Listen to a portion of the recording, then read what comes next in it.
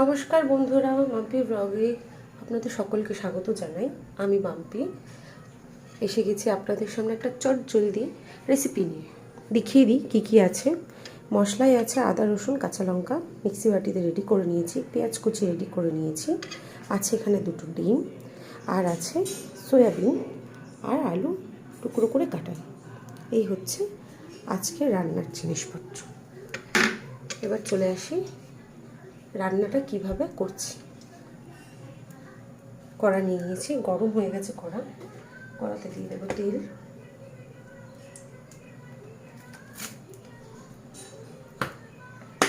আমি সর্ষের তেলে রান্নাটা করছি, আপনারা চাইলে রিফাইন্ড অয়েল দিয়েও করতে পারেন।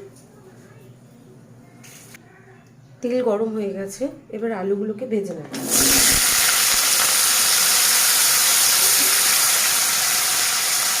একটু নুন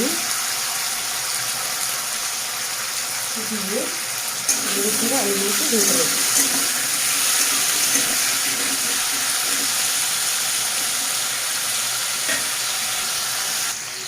মশলার বাটিতে আরও কিছু উপকরণ দিয়ে দেবো। হচ্ছে জিরে গুঁড়ো,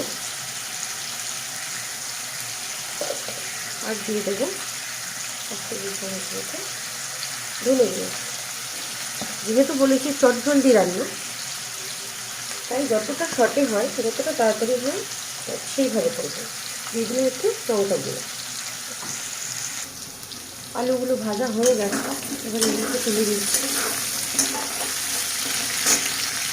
এবার ভেজে নেব সয়াবিনগুলোকে।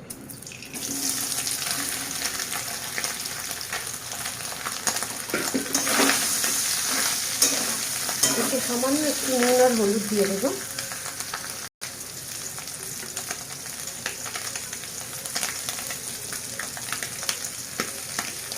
দিয়ে ভালো করে ভেজে নেব। সয়াবিনটা ভেজে তুলে রেখেছি। এবার কড়াতেই তলায় তেল দিয়ে দেব অল্প করে, দিয়ে এর মধ্যে আমি যে ডিম দুটো দেখিয়েছি সেই দুটোকে ফ্রাই করে নেব, মানে ভুজিয়া মতন করে নেব। তেল গরম হয়ে গেছে, ডিমটা দিয়ে দেবো, ফেটে রাখা ডিম।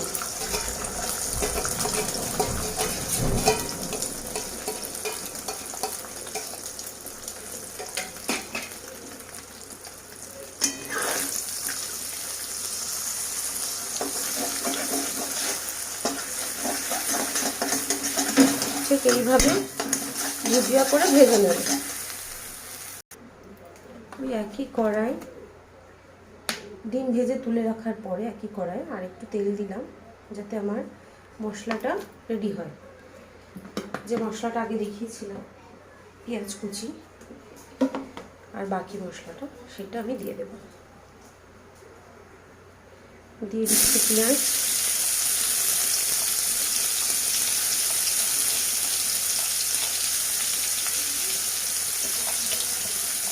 পেঁয়াজটাকে ভালো করে ভেজে নেব।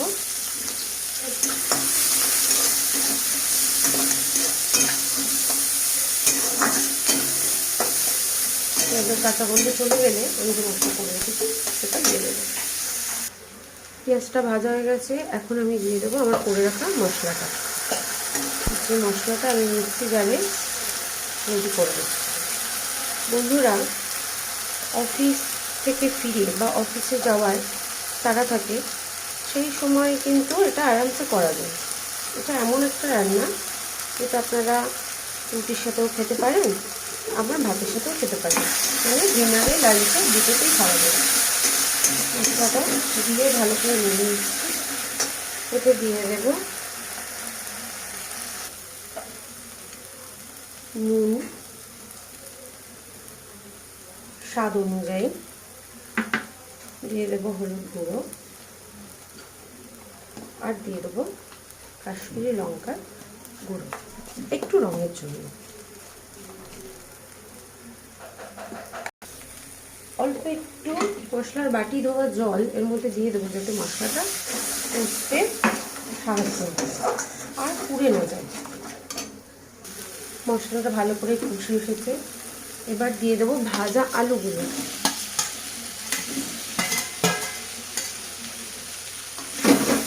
দিয়ে আবারও কষিয়ে নেব।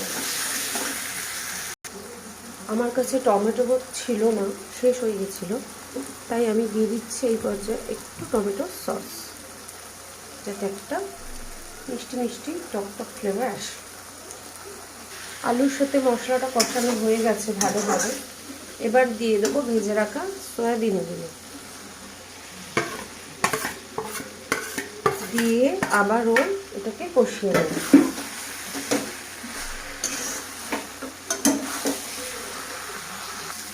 বন্ধুরা, আমার সয়াবিন আর আলু ভালো করে মশলার সাথে কষানো হয়ে গেছে। এবার দিয়ে দেবো এতে জল।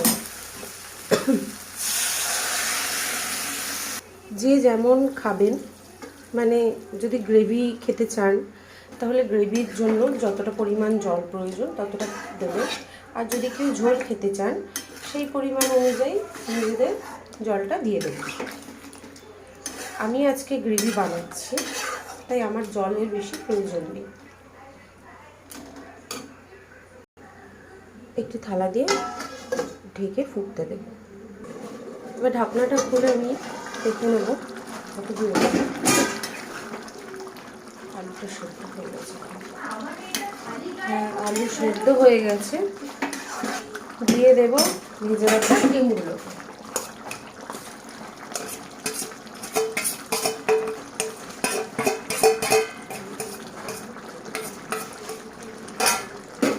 দিয়ে আর কিছুক্ষণ ফুটিয়ে নেব, দিলে আমাদের তরকারি রেডি হয়ে যাবে। শেষ পর্যায়ে দিয়ে দিলাম একটু শাহি গরম মশলা।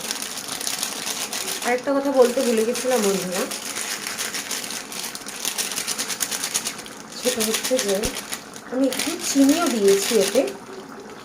এটা আমাকে ভিডিওতে, মানে আমি ভিডিওতে দেখাতে পারিনি বা ওটা শ্যুট করা হয়নি, আপনাদের বলে দিলাম। ওটা অপশনাল, আপনারা যদি মিষ্টি খেতে তরকারিতে পছন্দ করেন দেবেন, অথবা স্কিপ করে দেবেন। আজকের মতো এখানেই শেষ। আবার আসবো অন্য কোনো ভিডিও নিয়ে আপনাদের সকলের সামনে। সকলে ভালো থাকবেন, সুস্থ থাকবেন। টাটা।